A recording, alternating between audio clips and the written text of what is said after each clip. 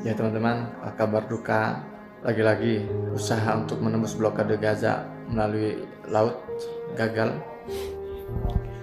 Ini berita langsung dari Al Jazeera bahwa tentara Israel telah naik ke dalam kapal Medellin, kapal kemanusiaan Medellin, dan komunikasi dengan kapal terputus. Dan ini ada gambar tentara Israel sedang berkomunikasi dengan pihak kapal, dan ini adalah gambar jarak yang sudah ditempuh oleh kapal Medellin dari Italia lewat Laut Mediterania sampai sudah dekat Gaza nih.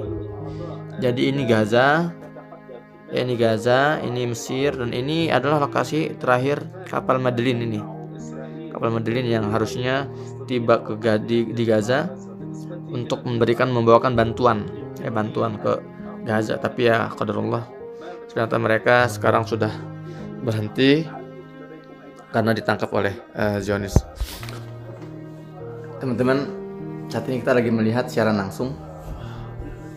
Ini adalah suasana kapal Medellin yang sudah dekat sekali dengan perairan Gaza, dan mereka sekarang sedang diserbu oleh Angkatan Laut Israel. Dan kita melihat ini live teman-teman. Mereka ini berani mengambil resiko, bahkan nyawanya pun ya mereka pertaruhkan demi membantu Gaza, demi memperjuangkan kemanusiaan di Palestina. Nah, kita masa ada yang ketakutan kehilangan akun sosial media, nggak mau upload masalah Palestina? Ya, malu dong sama mereka. Allah doakan teman-teman, semoga mereka sukses masuk Gaza. Teman-teman, saya sangat sepakat dengan ucapan Greta Thunberg ketika mengatakan bahwa perjalanan menembus blokade Gaza ini memang berbahaya. Tapi yang lebih berbahaya adalah ketika kita diam di hadapan genosida. Karena teman-teman, jika genosida ini kita diamkan hari ini, maka jangan pernah berpikir bahwa itu tidak mungkin terjadi di tanah kita suatu hari nanti. Teman-teman, kapal Medellin ini adalah tamparan lembut, atau barangkali ini pukulan yang keras untuk kita semua, terutama yang ada di Indonesia, yang hari ini mulai sunyi, mulai sepi, redup dalam bersuara. Ini bukan sekedar perahu yang mengarungi laut, teman-teman, tapi ini lambang dari satu hal yang semakin hilang, yaitu keberanian kita untuk melawan ketidakadilan.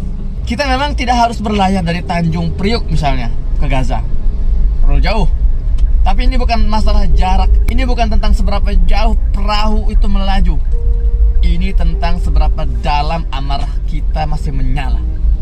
Ini masalah kewajiban yang tak boleh padam. Ini tentang hati yang tak boleh tenang saat saudara-saudara kita dijagal, dibunuh atas nama penjajahan. Teman-teman,